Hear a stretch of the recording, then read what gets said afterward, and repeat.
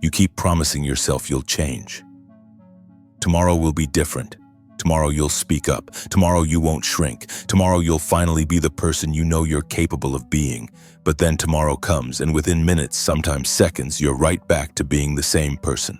The same patterns, the same reactions, the same you. Why?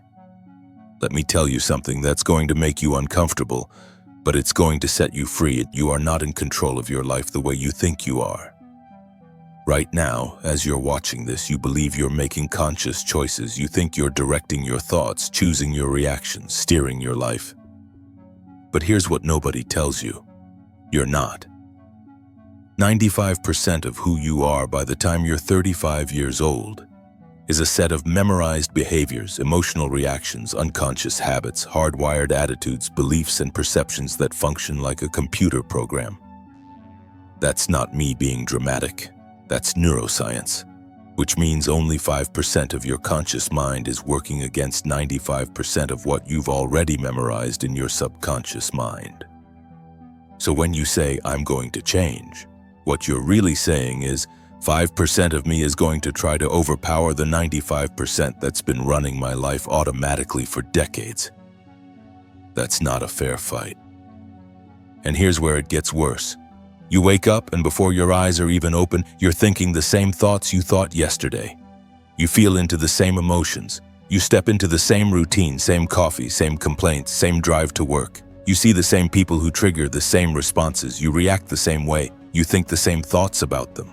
You feel the same emotions about yourself, and by the time you go to bed, you've essentially spent an entire day maintaining the old you. Not because you're weak, not because you lack discipline, but because you're living in a trance, a loop, a pattern so deeply grooved into your nervous system that your body, not your mind, has become your unconscious mind. Let me say that again. Your body has become your unconscious mind. It's living in the past, and it's pulling you back there every single day. Most of you watching this grew up in some form of emotional neglect. I'm not talking about the dramatic kind, the kind that makes headlines. I'm talking about the quiet kind, the invisible kind. You learned early that speaking up wasn't safe, that being seen wasn't safe, that needing something wasn't safe. So you learned to disappear. You learned to become small, quiet, accommodating. You learned to read every room, manage every emotion around you, predict every reaction, and you became very, very good at it. Here's the thing. That child who learned to survive by becoming invisible, they're still running your nervous system. They're still making decisions for you. Every time you don't speak up in a meeting, that's them. Every time you shrink when someone raises their voice, that's them. Every time you prioritize everyone else's comfort over your own truth, that's them. That 7-year-old is still steering the ship, but here's what makes this so insidious. Your body isn't just remembering the past. It's addicted to it. Let me explain. Every time you feel anxiety, your body produces a specific cocktail of stress hormones, cortisol, adrenaline. Every time you feel inadequate, unwanted, invisible, there's a chemical signature. And if you've been feeling those emotions every day for 20, 30, 40 years, your body has memorized that formula. It's become addicted to it. So now, even when you consciously want to change, even when you're trying to think positive thoughts, be confident, show up differently, your body starts to go through withdrawal. It starts craving that familiar chemical hit of inadequacy. So it whispers, you're doing too much. Pull back, stay small. That's safer. Not because it's trying to hurt you, but because it's trying to feel like itself again. Your body has literally become your mind. And this is costing you everything. Because 90% of your energy right now is going toward maintaining the old you. Think about that. You're using almost all your available energy, your life force, to keep being the person you've always been. Every unconscious thought drains you. Every familiar emotion depletes you. Every time you slip back into that old identity, you're burning energy that could be creating your new life. But instead, it's maintaining your old one. This is why you're tired. This is why you don't have energy for your dreams, your goals, your desires.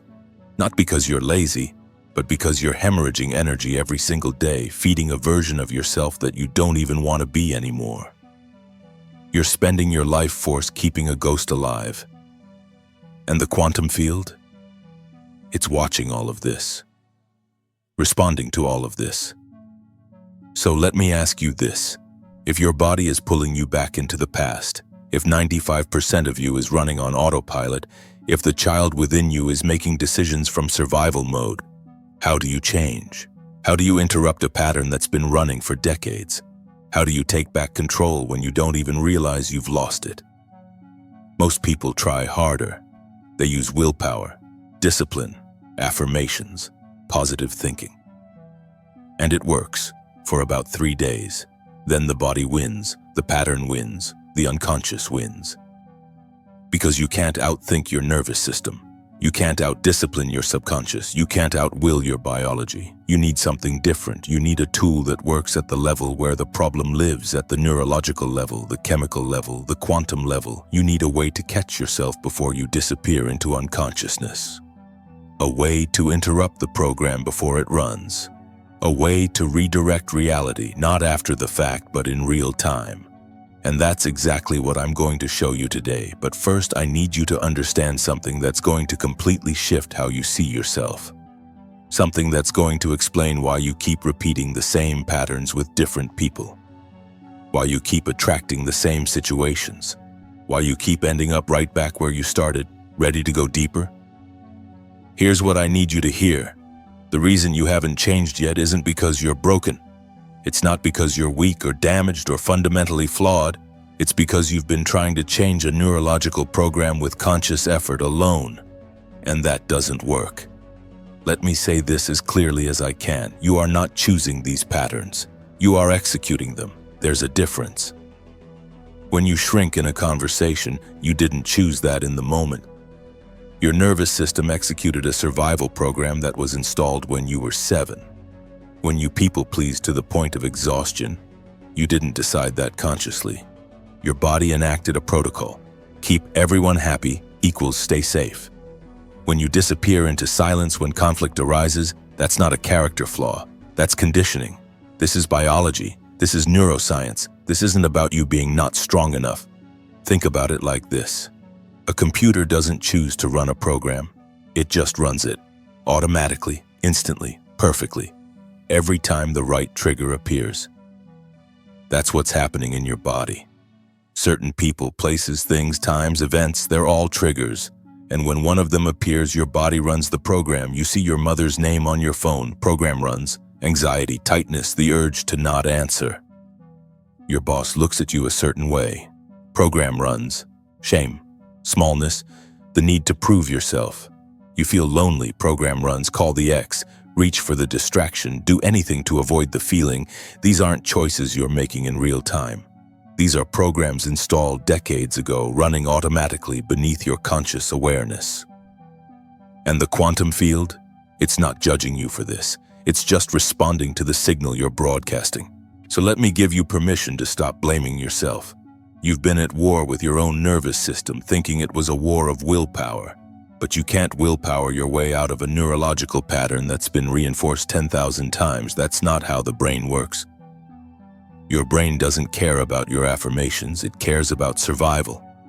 And if shrinking, hiding, people-pleasing, staying small, if that kept you safe when you were young, your brain is going to keep doing it, not because it's mean, but because it's trying to protect you. The problem is, it's protecting you from a danger that no longer exists. It's operating from outdated information. It's running a program designed for a child in an unsafe environment and applying it to an adult in a completely different reality. Your body is fighting a war that ended 20 years ago, but nobody told your nervous system the war is over. But here's the beautiful thing. If these patterns were installed, they can be uninstalled. If these neural pathways were created, they can be uncreated. If these programs were written, they can be rewritten. This is where Hebbian learning comes in. Neurons that fire together, wire together, you've heard that. But here's the part nobody talks about. Neurons that no longer fire together, no longer wire together, which means Every time you interrupt the old program, every time you catch yourself before you disappear into unconsciousness, you're weakening that neural pathway, you're unfiring and unwiring the old circuitry, and you're making space for something new. This isn't about becoming a different person. It's about stopping being the old person. There's a difference. And the tool I'm about to give you? It works at exactly this level, not at the level of positive thinking, at the level of neurological interruption. But before I give you the tool, I need you to understand just how deep this programming goes. Because if you don't understand the mechanism, you won't use the tool correctly. And this mechanism, it's one of the most elegant, precise, and humbling things you'll ever learn about yourself. It's going to explain why you keep choosing the same type of partner, why you keep ending up in the same type of job, why the same situations keep showing up with different faces. It's going to show you that you're not crazy, you're not cursed, you're not broken, you're conditioned. And the mechanism behind that conditioning? It's the same mechanism that made Pavlov's dog salivate at the sound of a bell. Except in your case, you're both the dog and the bell. Let me show you what I mean. You know the experiment. Pavlov rang a bell, gave dogs food, rang a bell, gave dogs food, over and over. Eventually, the dogs started salivating just from hearing the bell. Even when there was no food, the bell became associated with the food. The sound alone triggered the biological response. That's called an associative memory. And here's what's stunning. You are doing this to yourself every single day. Your life is full of bells. Every person you know is a bell. Every place you go is a bell. Every situation you encounter is a bell. And your body, without your conscious awareness, is salivating. Not with saliva, with cortisol, with adrenaline, with the exact chemical cocktail that matches the associative memory. Let me give you an example that's going to make this uncomfortably clear. Your mother calls. You see her name on the screen, and before you even answer, before you even hear her voice, your body responds. Maybe your stomach tightens. Maybe your breath gets shallow. Maybe you feel a wave of guilt or obligation, or that familiar sense of, I need to manage her emotions. That's not a thought you're having. That's your body responding to a bell. Because the associative memory isn't mother calling equals conversation. It's mother equals I need to be small, I need to accommodate. I need to make sure she's okay even if I'm not. That association was formed when you were young, through repetition, through pattern, through survival. And now, decades later, the bell rings, and your body produces the same chemical response it did when you were 7. You didn't choose that. You didn't think your way into that feeling. Your body executed a program. Here's another one. Your boss walks into the room. You see them, and instantly your body shifts. Maybe you sit up straighter. Maybe you feel a flutter of anxiety. Maybe you start mentally rehearsing what you're going to say. That's not you being professional. That's you responding to a bell. Because somewhere in your past, authority figures meant danger. They meant judgment. They meant you're not enough unless you perform. And now every authority figure is a bell. This is why you keep attracting the same type of person. It's not bad luck. It's not a curse. It's not that you're broken. It's that you have an associative memory. Let's say growing up, love meant, I have to earn it. I have to perform for it. I have to prove I'm worthy of it. That pattern got wired in.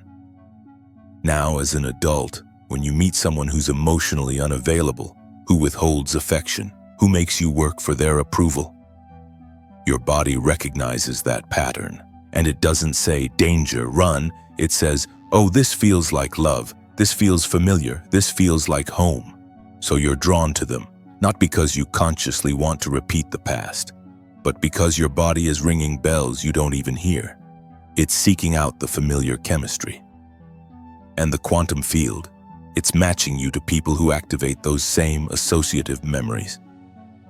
Because that's the frequency you're broadcasting, not consciously, not intentionally, but biologically. Your body is a walking, talking database of associative memories, and it's constantly scanning the environment for matches, for bells that will trigger the familiar response, for people, places, and situations that will give you the chemical hit you've become addicted to. Even if that chemical hit is anxiety, even if it's unworthiness, even if it's pain, because to your body, familiar equals safe. So let's be really clear about what's happening here. Your body has become your mind. It's no longer taking orders from you. It's giving them. You think you're thinking thoughts, but your body is thinking them for you because it needs to feel a certain way. You think you're choosing your reactions, but your body is executing pre-programmed responses. You think you're in control, but you're not. Your body is. And it's in control because it's been conditioned through repetition, through pattern, through associative learning to respond automatically to stimuli in your environment. This is why people say, I know I shouldn't text my ex, but I did it anyway. You didn't do it anyway. Your body did it. Because the associative memory is loneliness equals reach out to this person. And when the bell rang, the body responded. Now here's where this gets critical. All of this, every associative memory, every automatic response, every unconscious pattern is costing you energy. Massive amounts of energy because your body isn't just running these programs, it's maintaining them. It's keeping those neural pathways strong. It's producing those chemicals on demand. It's staying in survival mode because that's what these patterns were designed for, survival. So while your conscious mind is thinking about your goals, your dreams, your desires, your body is using 90% of your energy to maintain the past, to stay the same, to keep you safe, not safe in reality, safe in memory. This is why you feel exhausted. This is why you don't have energy for your vision, not because you're lazy, but because you're burning all your fuel keeping the old you alive. Most people never figure this out. They go their entire lives being triggered by the same bells, producing the same responses, living in the same patterns. They think, this is just who I am, this is my personality, this is my life. But it's not. It's conditioning. And the difference between people who transform and people who don't, it's not willpower, it's not discipline, it's not that they're stronger, it's that they learned how to interrupt the pattern. They learned how to catch themselves between the bell and the response, between the trigger and the reaction, between the stimulus and the behavior. They learned how to create a gap, and in that gap, that tiny miraculous gap, they found freedom. That's what I'm going to teach you now, not how to think differently, but how to interrupt the program before it runs, how to redirect in real time. Because here's the thing, if Pavlov's dogs heard the bell but got no food, over and over and over, eventually the association would break. The bell would stop triggering the response. The conditioning would unravel. This is called extinction in neuroscience, and it's exactly what you're going to do. You're going to expose yourself to the bells, but you're going to interrupt the response. You're going to see the trigger, feel the program starting to run, and you're going to stop it. Not with willpower, with a tool, a single word, a pattern interrupt so precise, so powerful that it can unfire and unwire decades of conditioning. A word that will become your new voice, louder than the old programming, stronger than the unconscious pull. A word that will give you back your power. Are you ready? Let me introduce you to the most important tool you'll ever use. The tool is one word, change. That's it. When you catch yourself falling into an old thought, an old emotion, an old pattern, you say it out loud, change. Not as an affirmation, not as a wish, as a command, a neurological interrupt, a pattern break. You're literally telling your nervous system, stop running this program, we're not doing this anymore. And here's what makes this so powerful. This isn't about positive thinking. This isn't about replacing a negative thought with a positive one. This is about interrupting the thought before it becomes an emotion. Interrupting the emotion before it becomes a state. Interrupting the state before it becomes a behavior. You're catching yourself at the neurological level before the program fully executes. And every time you do this, you're weakening that neural pathway. Neurons that no longer fire together, no longer wire together. And let me explain the science. Hebbian learning says, what fires together, wires together. Every time you think the same thought and feel the same emotion, you strengthen that neural connection. Think, I'm not enough, and feel shame. That's one repetition. Do it 10,000 times, that's a superhighway in your brain. But here's the beautiful part. The reverse is also true. What no longer fires together, no longer wires together. Every time you interrupt the old pattern, every time you catch the thought, say, change, and redirect, you're doing two things. One, you're weakening the old pathway. You're starving it. You're telling those neurons, we don't fire together anymore. Two, you're preventing the full cascade, because if the thought doesn't become an emotion, the emotion doesn't become a state, and the state doesn't become a behavior, you've broken the chain. This is how you unfire and unwire the old programming. Not by trying to overwrite it with willpower, but by interrupting it at the source, again and again and again, until the association breaks. Until your mother's call is just a call. Until your boss's look is just a look. Until loneliness is just a feeling, not a command to reach for an old pattern. This is redirecting, and it works at the only level that matters, the neurological level. So here's how you practice this. First, in meditation, you're going to do what I call the change game. You sit down, you close your eyes, and you bring up scenarios from your life where you know you fall into old patterns. Maybe it's a conversation with your mother. Maybe it's a moment at work. Maybe it's when you feel lonely. You visualize it. You feel into it. And the moment you notice yourself starting to slip into the old response, the old thought, the old emotion, the old you say out loud, change. You interrupt the pattern before it runs. You do this over and over, different scenarios, different people, different triggers. You're training your nervous system to recognize the moment before you go unconscious. That's the key, the moment before, because once you're in the pattern, it's too late. The program is already running. But if you can catch it before, in that 0.5-second gap between stimulus and response, that's where your freedom lives. That's where you get to choose. Now, here's the second part. You take this into your daily life. The moment you catch yourself thinking a limiting thought, change. The moment you feel yourself shrinking in a conversation, change. The moment you notice the old emotion rising, change. You say it out loud if you can. You say it internally if you can't, but you say it. You interrupt, you redirect it, and here's what happens over time. Your voice, the voice that says change, becomes louder than the old programming. Right now, the loudest voice in your head is the one from the past. The voice that says you're not enough. The voice that says stay small. The voice that says this isn't safe.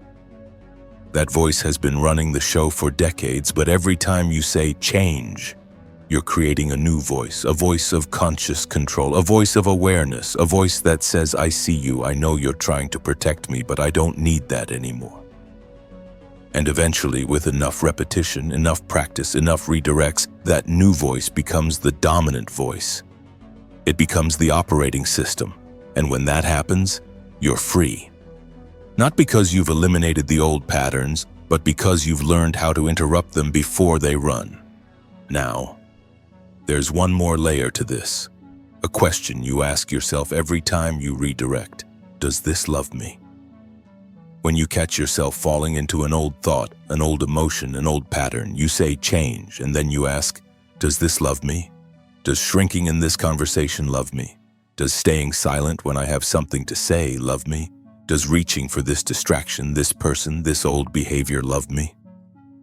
The answer is always no, because these patterns aren't loving you. They're limiting you. They're keeping you safe in a cage that no longer exists.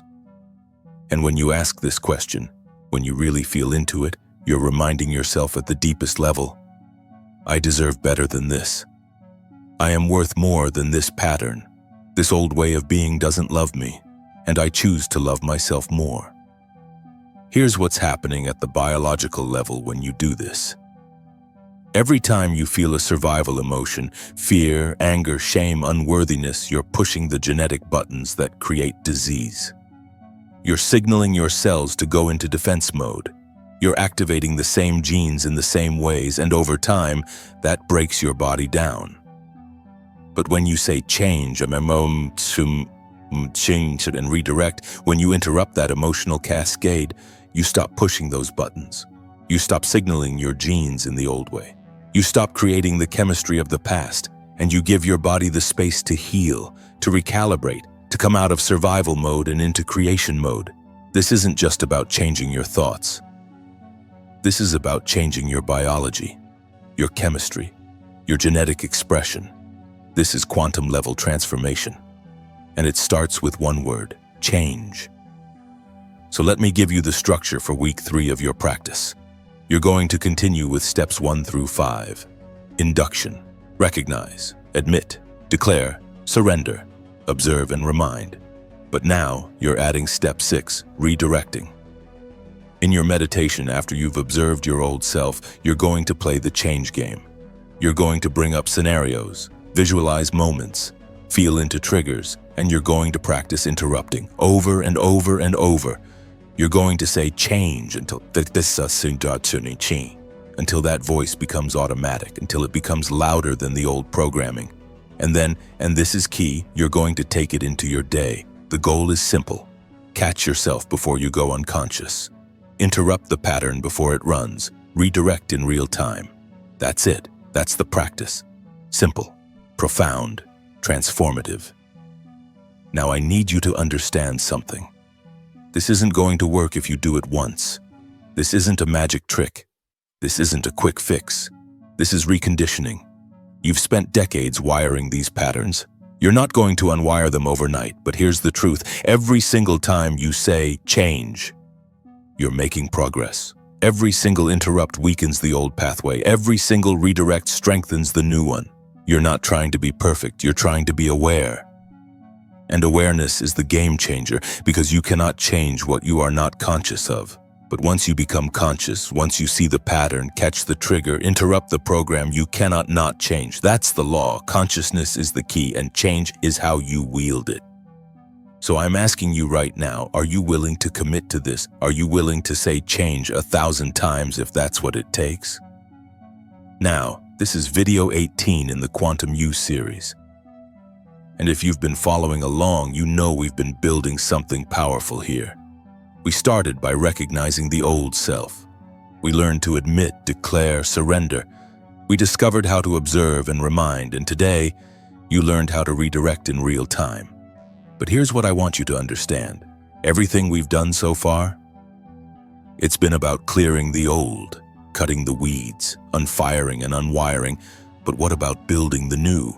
What about installing a completely different operating system, not just interrupting the old one? That's exactly what we're going to explore in video 19, and trust me, what you're about to learn will change how you see the relationship between your mind and your body forever. So if this resonates with you, drop change in the comments. Subscribe if you haven't, and I'll see you in video 19. Let's keep becoming quantum together.